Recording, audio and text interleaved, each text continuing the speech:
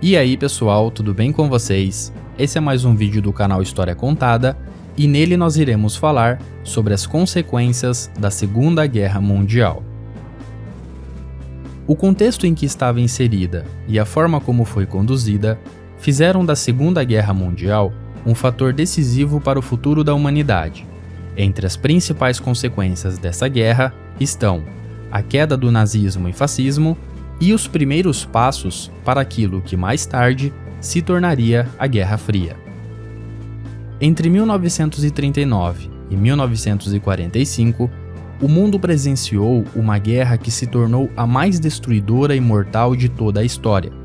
Nesse período, dezenas de milhões de pessoas morreram e outras dezenas de milhões ficaram feridas ou desabrigadas. Grandes massacres e genocídios aconteceram e centenas de cidades ficaram totalmente destruídas e diversos países completamente falidos. Apesar de todas as destruições e coisas ruins, a história também nos mostra o quanto uma guerra pode contribuir com determinados avanços para a sociedade, e na Segunda Guerra Mundial isso não foi diferente. Nessa guerra, por exemplo, a busca por melhores formas de socorrer e tratar soldados feridos em combate contribuiu com o avanço da medicina. A busca pela criação do primeiro míssil balístico contribuiu com a tecnologia utilizada em foguetes espaciais e a busca pelo desenvolvimento da primeira bomba nuclear contribuiu com a criação de um novo meio de geração de energia.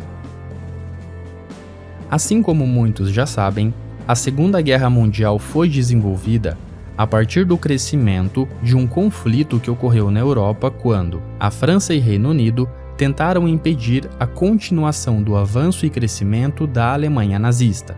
Dessa forma, o principal objetivo da Segunda Guerra Mundial era barrar e acabar com o nazismo na Alemanha e mais tarde com o fascismo na Itália e também o imperialismo do Japão.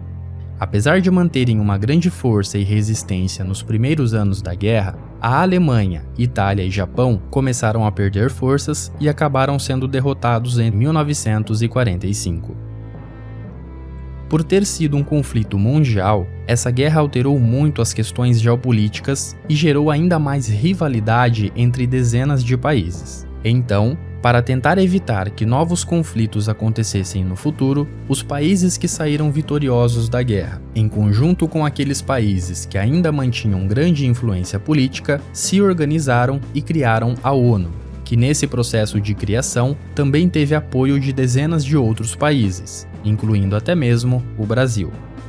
A ONU representa um tipo de versão ou substituição da Liga das Nações, que tinha sido criada após o fim da Primeira Guerra Mundial.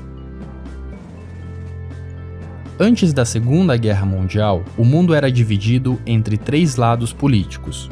De um lado, a União Soviética, que era socialista e queria expandir o socialismo.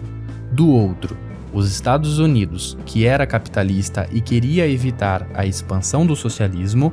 E, de um outro lado, a Alemanha e Itália, que juntas queriam expandir o nazismo e fascismo e que eram, também, inimigas tanto da União Soviética quanto dos Estados Unidos. Dessa forma, durante a Segunda Guerra Mundial, os Estados Unidos e a União Soviética deixaram de ser inimigos temporariamente e se uniram para derrotar o nazismo e o fascismo. E assim, quando o nazismo e fascismo foram derrotados, o mundo deixou de ser dividido por três lados políticos e passou a ficar dividido por apenas dois lados, o socialismo da União Soviética e o capitalismo dos Estados Unidos. A partir daquele momento em que a Segunda Guerra Mundial acabou, a União Soviética e os Estados Unidos passaram a ter um caminho livre para disputarem entre si o controle e poder global, e assim começou a Guerra Fria. Entre 1930 e 1945, Getúlio Vargas era presidente do Brasil. O período conhecido por Era Vargas apresentava aspectos autoritários e eram mantidos através de manobras políticas e golpes de Estado. Na Segunda Guerra Mundial, o Brasil participou de forma vitoriosa na luta contra os regimes autoritários da Alemanha e Itália.